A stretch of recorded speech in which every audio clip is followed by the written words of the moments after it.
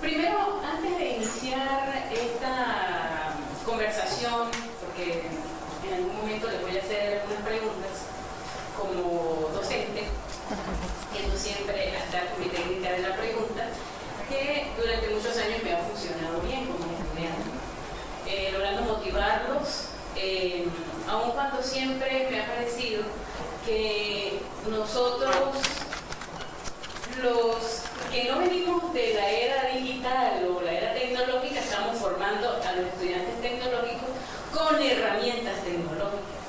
Y eso es así como algo medio extraño. Y en algunos momentos puede ser que no nos funcione, precisamente por esta misma situación. Quise primero que todo mostrar dos escenarios, ¿sí? El escenario 1, donde ustedes pueden visualizar un docente con unos estudiantes aburridos, pasivos, cansados,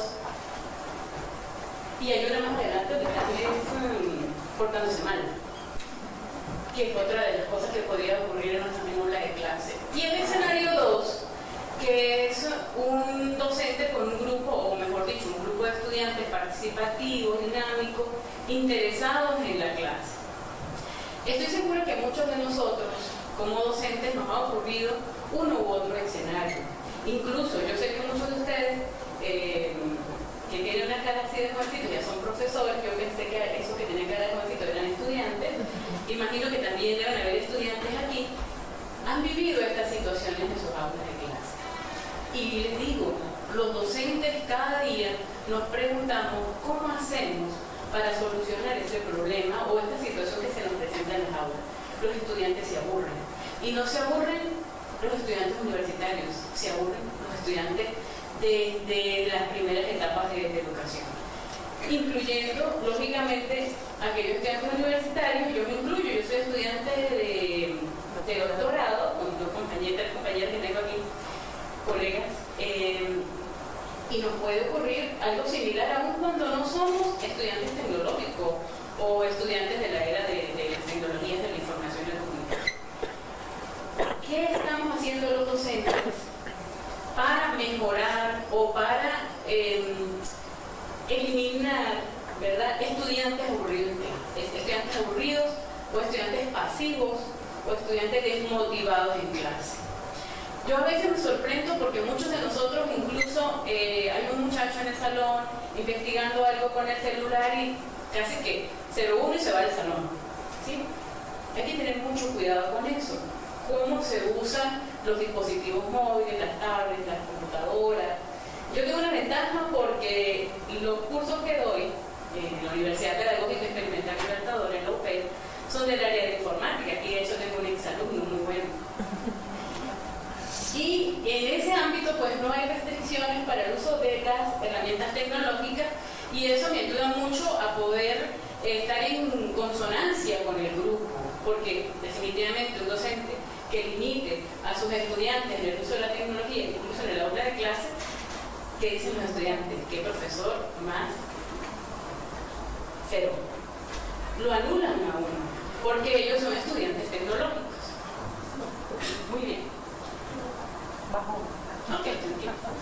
Viendo estos dos escenarios, o recordando lo que acabamos de ver, nos damos cuenta de que definitivamente los docentes queremos y debemos cambiar esta situación. Ahora bien, cuando pensamos en cómo podemos hacerlo, surgen innumerables métodos, modelos, enfoques, y entonces dice, bueno, Dios mío, ¿cuál aplico yo?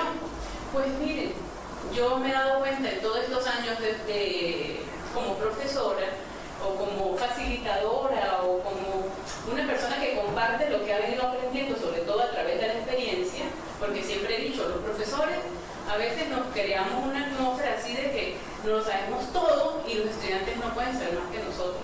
Estamos tan equivocados. Los estudiantes en muchas oportunidades conocen más de algún tema incluso que nosotros los profesores. ¿Qué hacemos nosotros? ¿Cuál es el papel del docente realmente? Viene siendo algo como mediar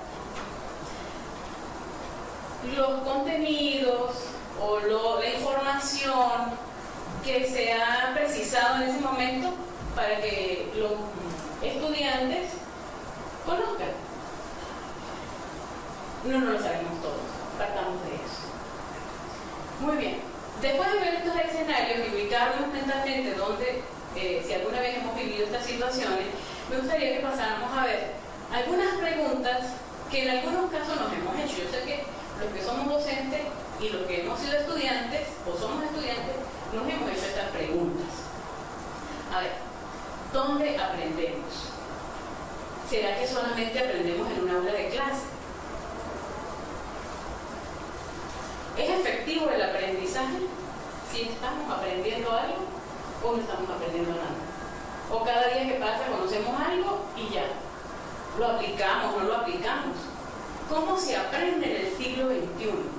Oye, esto es bien importante porque el siglo XXI ha marcado diferencias importantes, muy importantes, con respecto al uso de las tecnologías básicamente aplicadas a la educación y las posibilidades que ha abierto para la mayoría de nosotros como estudiantes y como docentes. ¿Dónde aprenden nuestros estudiantes? ¿Aprenden solo en el aula de clase? ¿Podrían aprender en un laboratorio? ¿Podemos aprender en una computadora? De lo que estamos hablando esta mañana, podemos hablar de que podemos aprender a través de lo que nos dice la naturaleza. Bueno, además, ni se imaginan ustedes lo maravilloso que es el laboratorio natural, el planeta, los bosques, los campos, la misma ciudad. Muy bien. Cuando la profesora Jimena me invitó para que conversara con ustedes, yo decía, Dios mío, ¿y de qué puedo hablar yo? Pues, ¿qué más de mi experiencia como docente? Porque básicamente eso es lo que yo he sido durante muchos años. Mi profesión es ingeniero, pero este mundo de la educación siempre me ha fascinado y de alguna manera siento que los docentes también somos ingenieros y los ingenieros también somos docentes. Muy bien. ¿Se dan cuenta de la diferencia entre esta lámina y la primera que estaba, la azul? Lo hice a propósito. Por lo general no pongo una lámina tan plana como una azul con letras blancas, pero quería que nos diéramos cuenta de el impacto que puede causar en nuestros muchachos el plantear una imagen o una herramienta multimedia que más adelante vamos a ir discutiendo. Bien, vamos a hablar entonces de lo que está ahorita, digamos, de moda, pero que no es nuevo. Incluso muchos de nosotros pudiéramos estar diciendo, oye, voy a aprender a aplicar el Free Classroom como herramienta, como estrategia para enseñar a mis muchachos, pero no se dan cuenta que ya lo viene haciendo hace un tiempo. Entonces vamos a ver cuáles son las características o de qué se trata esto. Vamos a hablar de aula invertida, esta traducción, aula al revés o aula invertida, me gusta más el término aula invertida, por eso de que me cuesta mucho pronunciar las palabras en otro idioma. Y les quiero presentar además una experiencia que tuve con mis estudiantes de la UPG. ¿Sí? Muy bien.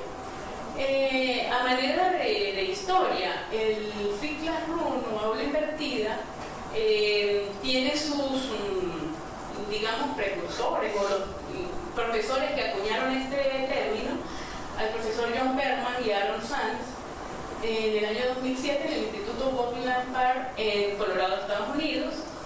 Estos profesores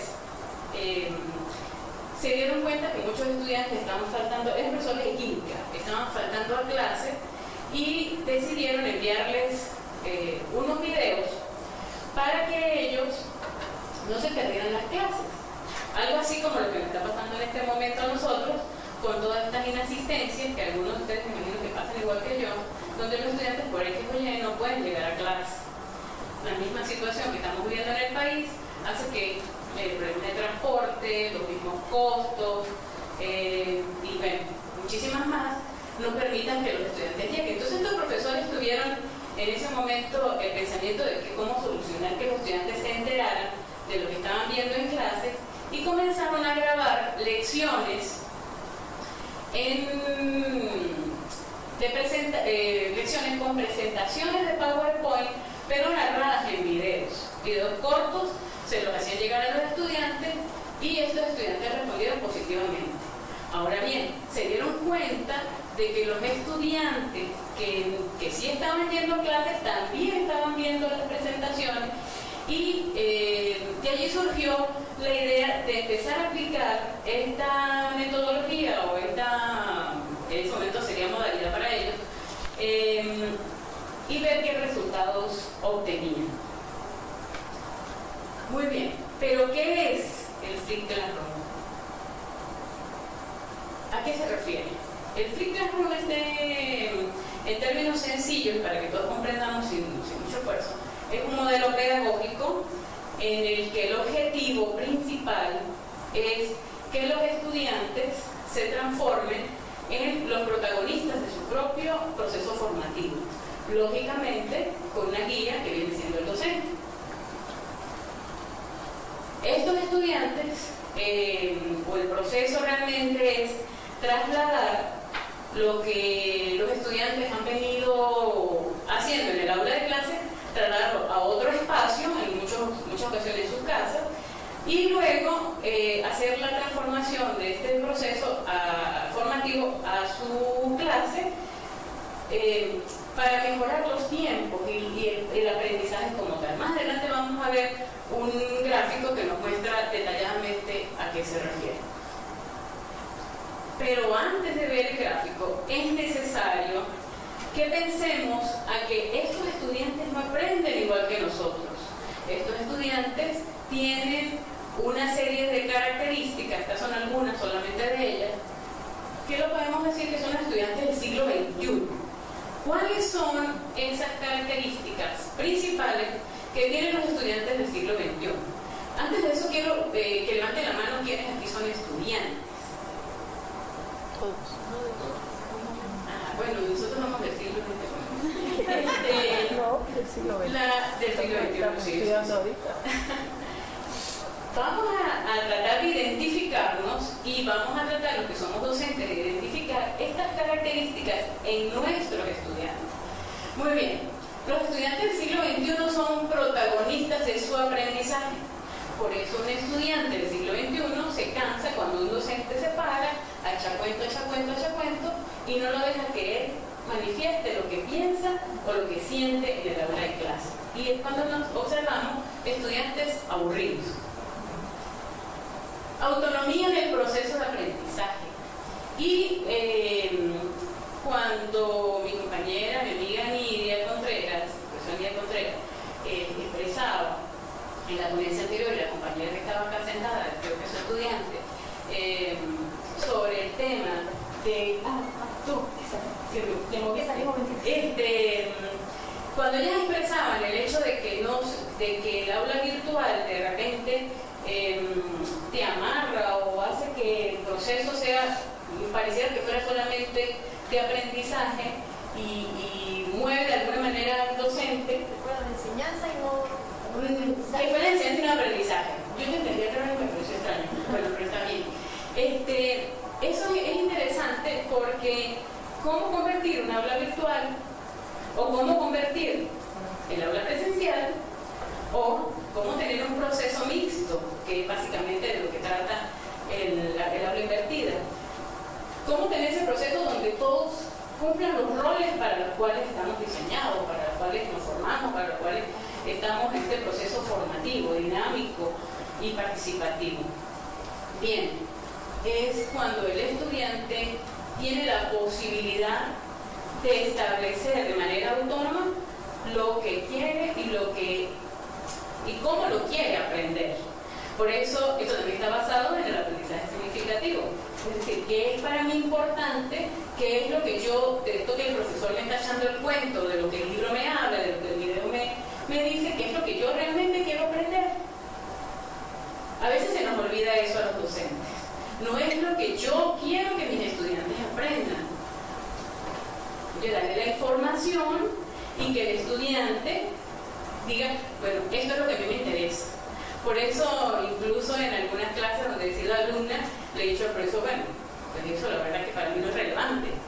Algunos docentes se enojan, no les gusta, pero tenemos que estar abiertos a que pudiéramos tener estudiantes que nos digan sencillamente, profesor, yo difiero de ustedes, y déjalo argumentar, porque seguramente en su argumento está la clave de todo, de su aprendizaje. Los estudiantes tienen la capacidad para dialogar y trabajar en equipo. Se han dado cuenta que cada día estamos más inmersos en esto del trabajo colaborativo, del aprendizaje cooperativo, y muchos docentes han cambiado la visión de sus clases hacia eso, hacia que los estudiantes en equipo desarrollen un tema. ¿Y por qué es tan importante? Yo lo pongo así. ¿Qué estamos haciendo nosotros los docentes? ¿Para qué nos contratan? ¿Por qué el Estado o la universidad no paga? Para que de alguna manera formemos un profesional capacitado para salir a la calle a ejercer una función. ¿Cómo lo hace? ¿Lo hace solo o lo hace acompañado? Si es necesario medir el aprendizaje individual, pero no podemos olvidarnos de evaluar o de trabajar con los muchachos, con los estudiantes, en lo que llamamos el trabajo cooperativo, colaborativo, porque es que él va a salir a trabajar en equipo, él no va a salir a trabajar solo. Insisto, hay también que medir de alguna manera, porque así lo exigen los programas, como lo decía la profesora Lidia, hay que saber medir el trabajo individual. Por esto de que pues yo tengo que ser responsable de mi propia actuación como estudiante.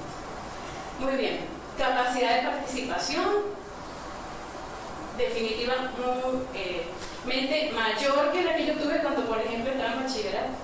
Callada, tranquilita, entre menos hablaba mejor. Ahorita casi que hay que decirle, muchachos, ya va pausa, stop. Están todos con ganas de hablar y si no lo hacen, algo está pasando en el aula. Revisemos. Motivación y fuerte autoestima, curiosidad e interés por la investigación. Y eso me recuerda lo que la profesora Jimena esta mañana nos decía de la fuga de talento en cuanto a investigadores, profesores, estudiantes que se nos están yendo del país. Tenemos un capital humano increíble y estamos dejando que se vayan.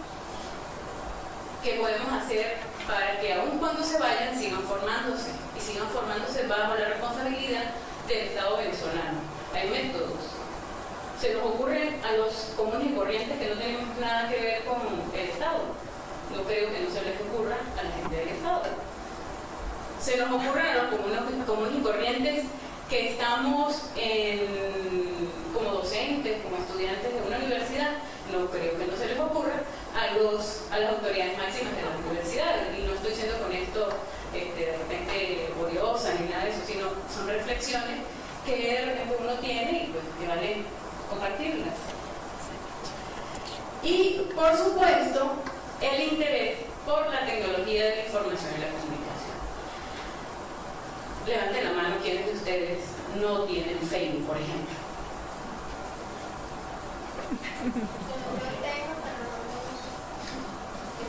Ok, Yo lo cerré. algunos lo tienen, no lo usan, otros lo cerraron, pero alguna vez lo abrieron, por algo fue. Instagram, me encanta. Bien, ¿a qué voy con esta pregunta? Pues que aun cuando estemos más viejitos o menos viejitos, ¿sí? Me incluyo entre los viejitos, definitivamente no nos podemos quedar atrás. Aun cuando eso no sea parte de nuestra genética, tenemos que ir a la par, porque nuestros estudiantes aprenden en Facebook.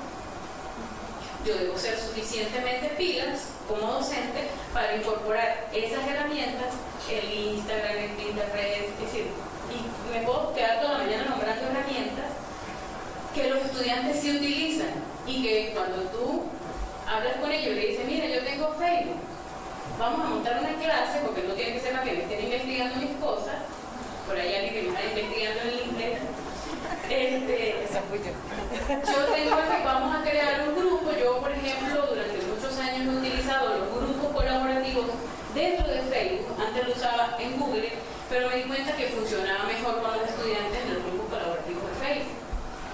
Creaba, allí subo los videos, allí les tengo como una especie de aula virtual, pero en Facebook. Están tan animados y me dicen que yo soy una profe cool. Al principio eso de cool sonó así raro, ¿no? Pero, profesora, lo que pasa es que a nosotros sí nos gusta el Facebook. Y subieron a Instagram tal cosa. Excelente, profe. Eso hace que los estudiantes estén interesados y además nosotros también lo disfrutamos, no vamos a decir que no. Muy bien. Para continuar con esta imagen de lo que venimos haciendo tradicionalmente en el aula, ¿verdad? Se dice que hay una imagen donde los estudiantes se estaban portando mal, ¿sí? Seguramente han tenido grupos de estudiantes que no se concentran y que prefieren estar jugando, hablando, rezando el teléfono, pero debemos buscar estrategias que permitan que ellos se activen, participen y bueno, tal vez la que vamos a... ¿Qué pasa cuando llegan a la casa? A hacer la tarea.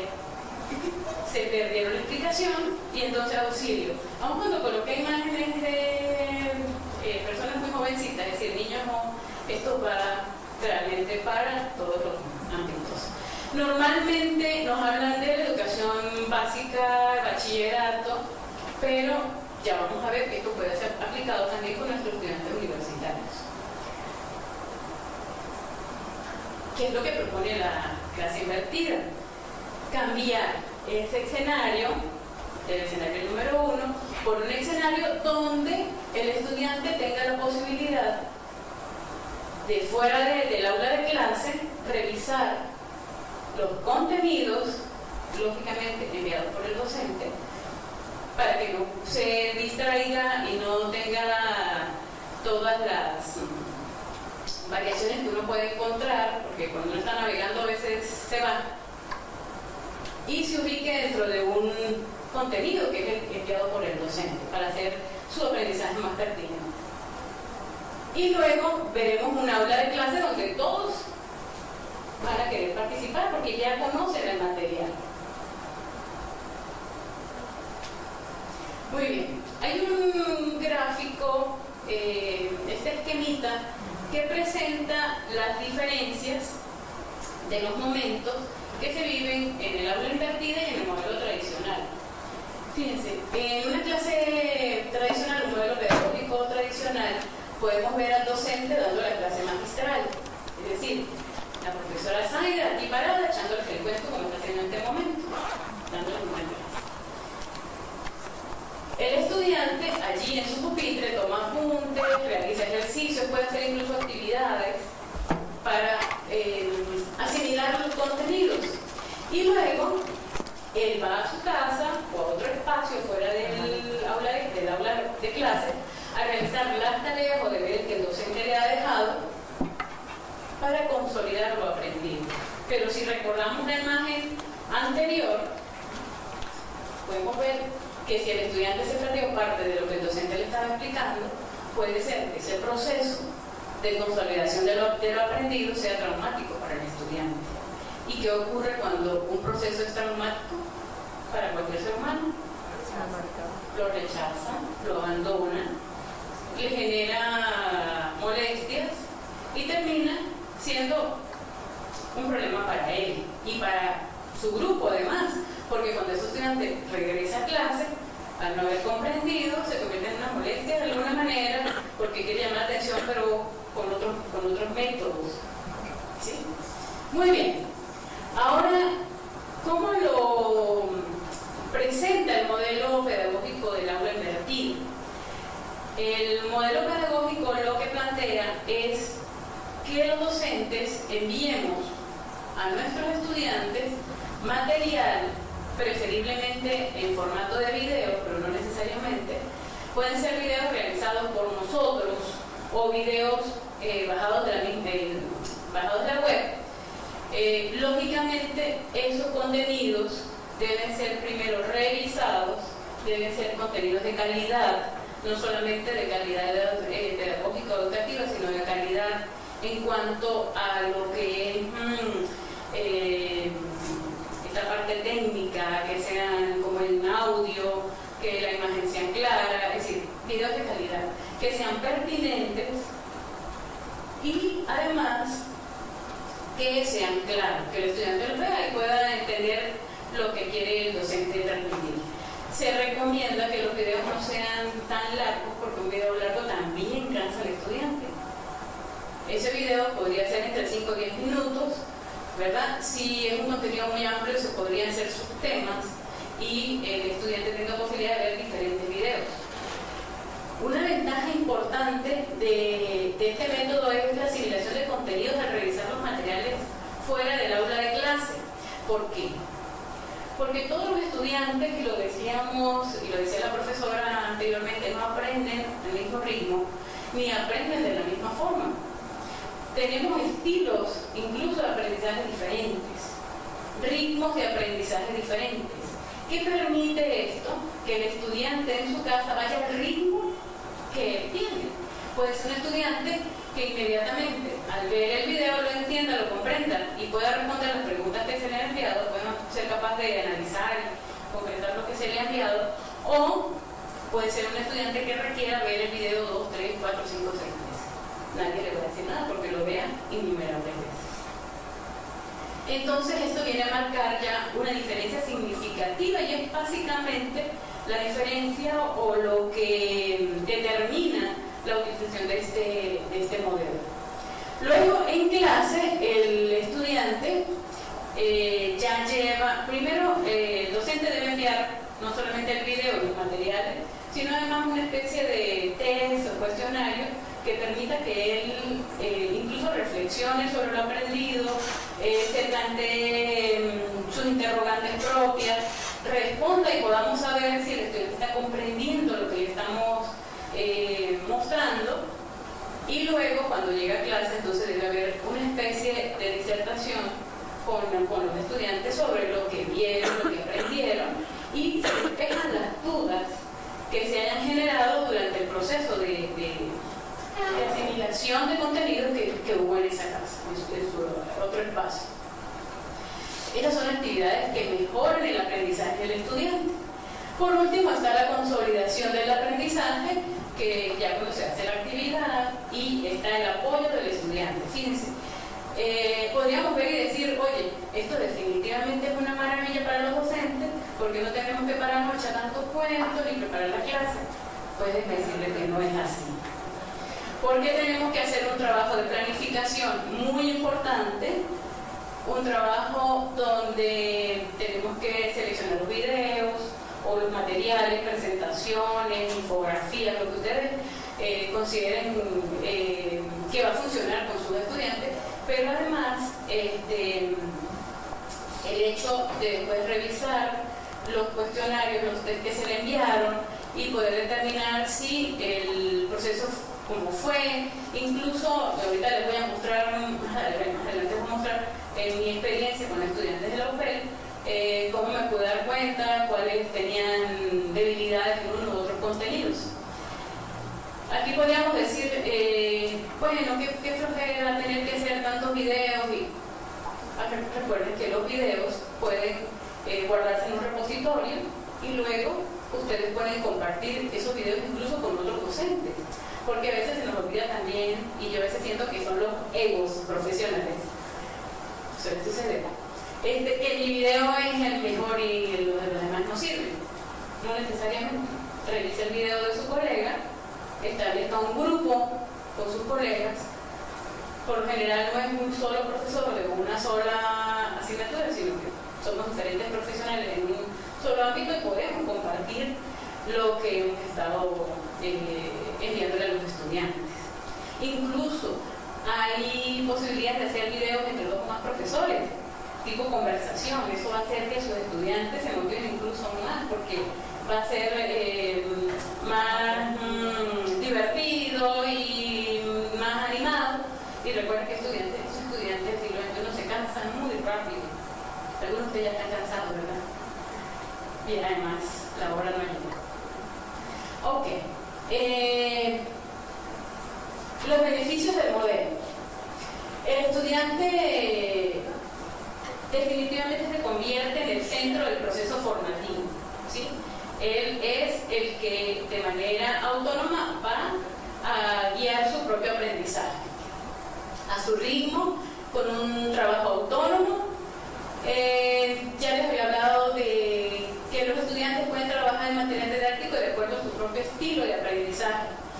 Se presta atención individualizada ya cuando están en la clase, el alumno o el estudiante que tuvo más dificultades, pues el docente lo abordará para tratar de solucionarla. Los estudiantes que faltan a clases por diversos motivos no se van a ver perjudicados porque van a tener la opción de poder ver las clases en su casa o en otros espacios. Prevalece el trabajo grupal y colaborativo y, por supuesto, promueve ambientes de integración, colaboración y apoyo mutuo entre estudiantes y docentes. Muy bien, vamos a ver algunas herramientas. Estas herramientas fueron organizadas siguiendo la metodología de Bloom de los niveles cognitivos, ¿verdad? Por ejemplo, vamos a empezar con el nivel de recordar y comprender. Aquí hay algunas de las herramientas, muy poquitas, una pequeña muestra, son innumerables, y si ustedes apenas escriben herramientas para ampliar una clase, para invertir una clase, van a encontrar archivos incluso que tienen 100, 200 herramientas. Muchas de estas estoy segura que ustedes las reconocen, ¿sí? Por ejemplo, Blogger, SliderShare, Twitter, todos hemos manejado de alguna manera el Twitter, Prezi, Delicious. Iba a explicar lo que son cada una, pero veo que por el tiempo no es muy... pero no importa, recuerden que todo esto está en la web y ustedes sencillamente van a colocar herramientas para flipear una clase y van a encontrar innumerables. Pasemos a la siguiente. Aplicar y analizar, 2 niveles más. Estos 3 primeros niveles se realizan en el trabajo que los muchachos hacen en la casa. Herramientas para crear mapas conceptuales como Bitmaple y Semasttool, ¿verdad? Herramientas para documentos colaborativos como Google Doc, Blogger, WordPress. Para el nivel de evaluar tenemos cuestionarios y rúbricas, por ejemplo el Popotato y el Kahoot, que permiten elaborar cuestionarios muy buenos. Para las rúbricas, el Rubistar, que genera rúbricas para evaluar a los estudiantes. Hay incluso un grupo de rúbricas que ustedes pueden utilizar acordes a los contenidos que ustedes están dictando. Y para crear, que yo estoy segura que aquí en crear es donde más nosotros podemos identificarnos, ¿ok? Empezando con YouTube. ¿Quién no ha usado YouTube? Al menos para ver un video o escuchar una canción, pero todos hemos de alguna manera utilizado herramientas como PowerPoint, el Canvas. Me ha funcionado excelentemente bien con mis estudiantes. Me escribió una alumna por WhatsApp: profesora, me enamoré de ese programa. Y yo estaba muy segura que era por las infografías que les había pedido, y definitivamente es por las presentaciones que ella puede hacer allí, por las imágenes. Muy bien, ya para ir finalizando les voy a mostrar rápidamente la experiencia que he tenido con el uso del Flip Classroom o aula invertida con un grupo de estudiantes de la UPE. Ese grupo de estudiantes están en el curso de Sistemas de Computación 1, y el primer tema que pide el programa, tema que a mí particularmente me aburre, imagínense, pobres muchachos, cómo les debe aburrir, pero que es necesario para completar los contenidos.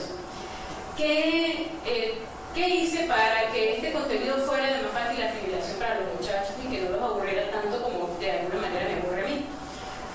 Les envié, las herramientas fueron videos acerca de la historia de la computación, realizados desde YouTube, un video tutorial elaborado con el Screencast-O-Matic, con una presentación, la narré, la grabé y se les envié al correo, artículos en PDF para reforzar, y la web www.canvas.com para crear una infografía que viene siendo como el objetivo final para revisar esos contenidos. Muy bien, antes de la clase. ¿Qué se hizo antes de la clase para aplicar este método? Lo primero que hice fue revisar los recursos, ¿verdad? Considerando calidad, pertinencia y claridad. Elaboré un cuestionario de acuerdo al video que les envié de la historia de la computación, lo hice con Google Form, y le envié tanto el cuestionario como los videos al correo. Luego les di el tiempo suficiente, que fueron 2 semanas, y porque cada 2 semanas que tenemos clase, y revisando yo las respuestas del cuestionario pude identificar cuáles eran las debilidades de cada estudiante, sobre todo lo que era la comprensión y algunos errores así como la fecha o los elementos que identificaban cada generación. Los estudiantes debían revisar los videos de los materiales y responder el formulario enviándomelo a mi correo. Durante la clase, inicialmente, como era la primera vez que aplicábamos esta herramienta, hicimos unos minutos de conversar qué les había parecido, si les había interesado. Todos estaban contentos, estaban fascinados porque siempre era al revés la cosa, que al final era que ellos tenían que hacer la tarea, que hicieron la tarea antes. Sí hubo quejas de que no tenían conexión a internet, de que les había tocado ir a la universidad a buscar la información. Eso es ahorita común que pase y hay que buscar pues estrategias. Puede ser incluso pedirle a los estudiantes que se compartan en un CD. Por ejemplo, pensé que para la próxima voy a grabarlo en un CD y prestárselo para que ellos se lo copien, porque el problema básicamente de la queja era que no tenían conexión a internet. Se despejaron dudas de los contenidos. Esto en cuanto a mi trabajo como docente, y el trabajo del estudiante fue que después de revisados elaboraron, como estamos en el laboratorio, elaboraron en pareja una infografía acerca de ese tema, exponiendo luego el contenido de esa infografía. Comparando con otros semestres donde he dado este mismo contenido, yo me quedé también sorprendida de la diferencia de cómo lo habían abordado los estudiantes, incluso el trabajo que me había generado a mí, porque inicialmente sí tuve que buscar los videos, organizar la información, pero en la clase los muchachos sabían hacer todo. Y entonces me di cuenta que la clase fue más dinámica y la aprovechamos en despejar las dudas particulares de los estudiantes que llegaban dudas, que fueron realmente muy pocos.